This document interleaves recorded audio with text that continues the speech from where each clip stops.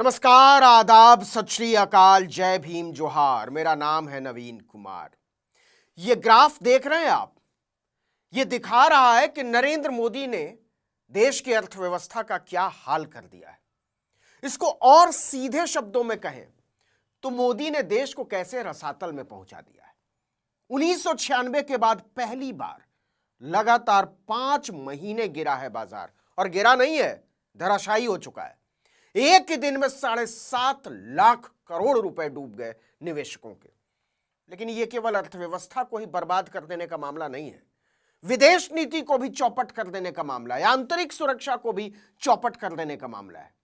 आइए इस वीडियो में इन अंतर संबंधों को समझने की कोशिश करते हैं, लेकिन इसके पहले क्रोनोलॉजी को एक लाइन में समझ लीजिए, बस एक लाइन में। मोदी जी की कृपा से स्टॉक मार्केट और गिरेगा, रुपए के मुकाबले डॉलर और चढ़ेगा, और मीडिया नफरत और बढ़ाएगा। इस बात की केवल कल्पना ही की जा सकती है कि मोदी के यार डोनाल्ड ट्रंप अप्रैल में जब नया टैरिफ लागू करेंगे तो भारतीय अर्थव्यवस्था की हालत क्या होगी। देखिए कि अक्टूबर 2024 से निफ्टी हर महीने गिरावट पर बंद हुआ है। यह 5 महीने में 12% गिर चुका है। पिछले 28 साल में ऐसा पहली बार हुआ है। इससे पहले 1996 में जुलाई से लेकर नवंबर के महीने के बीच बाजार में लगातार 5 महीने गिरावट दर्ज की गई थी। इन 5 महीनों में बाजार 16% गिर चुका है। पिछले 28 साल में ऐसा पहली बार हुआ है। इससे पहले 1996 में जुलाई से लेकर नवंबर महीने के बीच बाजार में लगातार 5 महीने गिरावट दर्ज की गई थी। इन 5 महीनों के दौरान निफ्टी 50 इंडेक्स 26% गिरा था। लेकिन अभी तो मोदी जी ने अमेरिका और चीन को पानी पिला रखा है ना। बेंजामिन नेतन्याहू से लेकर जेलेंस्की तक हाथ जोड़े खड़े रहते एक नजर के लिए। तो अब क्या हुआ? वैसे भी जनता की जमीनी हालत से तो मोदी को कभी लेना देना रहा नहीं। मोदी से लेकर निर्मला सीतारमण और अमित शाह तक भुखमरी के हर आंकड़े के सामने बाजार की उछाल ही चमकाते रहे। लेकिन अब उस बाजार ने भी अपने दीवानों को बर्बाद कर डाला है। जरा समझिए कि पिछले 5 महीनों में निवेशकों का कैसे दिवाला निकल गया है। देखिए कि 30 सितंबर 2024 को बॉम्बे स्टॉक एक्सचेंज यानी बीएसई पर लिस्टेड कंपनियों का मार्केट कैप यानी कुल बाजार मूल्य 474 लाख करोड़ रुपए था, और 28 फरवरी को यह घटकर 384 लाख करोड़ रुपए रह गया। यानी 5 महीनों में निवेशकों की दौलत 90 लाख करोड़ रुपए घट गई। औसतन 60,000 करोड़ रोज कम हुई। यह है भारत की तरक्की की रफ्तार, the great Indian growth story. तो ऐसा क्या हो रहा है कि बाजार लुढ़कता जा रहा है? वैसे तो इसके कई कारण हो सकते हैं, लेकिन उन सब कारणों के पीछे जो महाकारण है वो ये कि मोदी पर बाजार को भरोसा नहीं है। मीडिया उन्हें विश्व गुरु साबित करने की नौटंकी करता रहा।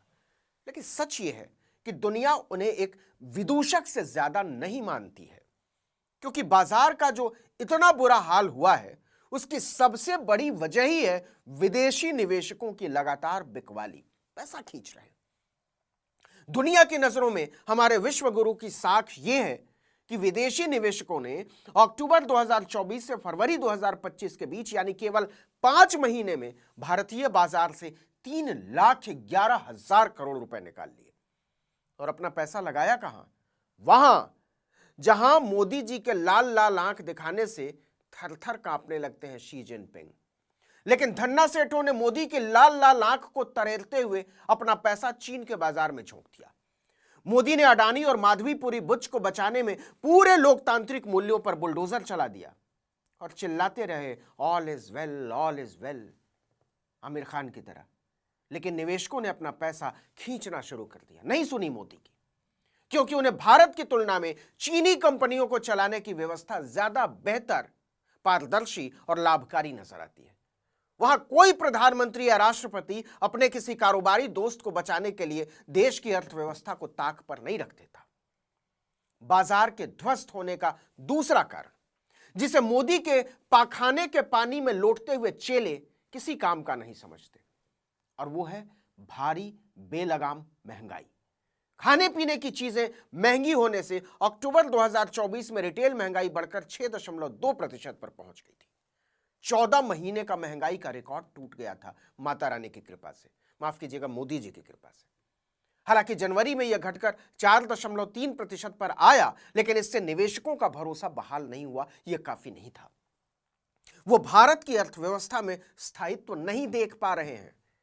तीसरा कारण, मोदी ने भारतीय अर्थव्यवस्था को बहुत कोशिश करके, बड़ी मेहनत करके वहां पहुंचा ही दिया जिसकी कीमत देश की जनता को चुकानी है। राष्ट्रीय सांख्यिकी कार्यालय यानी एनएसओ के अनुमान के अनुसार वित्त वर्ष 2024-25 में भारत की विकास दर 6.4% आंकी गई है।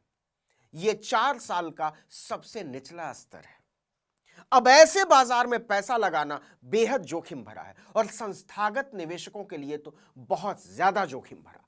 इसका मतलब यह है कि लहसुन प्याज न खाने को अपनी बहुत बड़ी उपलब्धि की तरह संसद में पेश करने वाले वित्त मंत्री निर्मला सीतारमण अपना असली काम छोड़कर बाकी सारा काम करती हैं।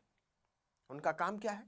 उनका काम है अर्थव्यवस्था को पटरी पर बनाए रखना और आम आदमी तक उसके लाभ को पहुंचाना। और असर ऐसा है कि 80 करोड़ लोगों को 5 किलो मुफ्त अनाज पर जिंदा रखना पड़ रहा है और प्रधानमंत्री को इसे उपलब्धि की तरह पेश करना पड़ता है। अब एक और वजह पर गौर कर लीजिए, और वो है मोदी के दोस्त डोनाल्ड ट्रंप की भारत को सबक सिखाने की जिद। उन्होंने मोदी के अमेरिका दौरे के समय भी उनके मुंह पर इसका जिक्र किया। वो लगातार रेसिप्रोकल टैरिफ यानी जैसे को तैसा टैक्स लगाने की बात कर रहे हैं। वो कह रहे हैं कि जो देश हमारे उत्पादों पर जितना टैरिफ यानी आयात शुल्क लगाते हैं, हम भी उतना ही लगाएंगे। कनाडा और मैक्सिको पर 25% टैरिफ 4 मार्च से लागू होने जा रहा है। भारत का नंबर अप्रैल में आना है। डोनाल्ड ट्रंप की इस धमकी से बाजार में अनिश्चितता है, भूचाल है।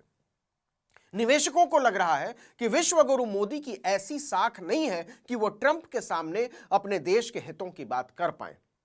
यह बात दुनिया के सामने आ चुकी है, खुल चुकी है कि मोदी की ट्रंप के सामने जुबान नहीं खुलती, चू नहीं कर पाते। आपको यह बात अजीब लग सकती है, लेकिन इसे ऐसे समझिए कि रिलायंस ने दिसंबर में ही रूस से 5 लाख बैरल प्रतिदिन क्रूड ऑयल आयात करने का सौदा किया था। यह डील जनवरी महीने से लागू होनी थी, लेकिन अब यह खटाई में पड़ता नजर आ रहा है, क्योंकि अमेरिका ने रूस की उन तेल वाहक कंपनियों पर प्रतिबंध लगा दिया है जिनके माध्यम से तेल आना था। मोदी ट्रंप से एक शब्द नहीं बोल पाए कि ऐसा मत कीजिए, हमारा बहुत बड़ा नुकसान हो जाएगा, और अगर आप ऐसा करेंगे तो हमें भी आपके बारे में सोचना पड़ेगा। वो जानते हैं कि अगर वो बोल भी देते तो ट्रंप उनकी खिल्ली उड़ाकर निकल जाते। सच ये है कि मोदी ने विदेश मंत्री की कुर्सी के लिए एस जयशंकर जैसा नाकारा नगीना जो नौकरशाही से छांट कर निकाला है, उसने भारत की न केवल बार बार नाक कटाई है, बेइज्जती कराई है, बल्कि उसे खतरे में डाला है। अस्तित्व में आने के बाद पहली बार बांग्लादेश और पाकिस्तान के बीच व्यापार शुरू हुआ और एस जयशंकर टिपिर टिपिर टापते रह गए, जबकि बांग्लादेश का पूरा वजूद ही पाकिस्तान के विरोध पर खड़ा है। नेपाल में चीन का बढ़ता असर और श्रीलंका से भारत के साथ कारोबारी रिश्तों को एक एक करके ठंडे बस्ते में डालते जाना दिखाता है कि भारत के विश्व गुरु को जब नेपाल और श्रीलंका के लोग नहीं सुनते तो अमेरिका की जाने ही दीजिए। फोटो क्लिक करवाने के लिए पीठ पर थपकी मार देने से कोई विश्व गुरु बन जाता तो देश का ये हाल ही क्यों होता। यहां हम जानबूझकर डॉलर के सामने गिड़गिड़ाते हुए रुपए का जिक्र नहीं कर रहे हैं। डर है कि मोदी जी ने ट्रंप की तरफ कहीं लाल लाल आंख करके देख दिया तो वो भस्म न हो जाए। इस वीडियो में इतना ही, लेकिन अगर आपने आर्टिकल 19 इंडिया को अब तक सब्सक्राइब नहीं किया है तो फौरन कर लीजिए, बेल आइकॉन दबाइए, घंटी जैसी आकृति लाइक कीजिए और कमेंट करके बताइए हमारा वीडियो आपको कैसा लगा। हमारा ट्विटर हैंडल है आर्टिकल 19_इंडिया और मेरा ट्विटर हैंडल है नवीन जर्नलिस्ट। नमस्कार।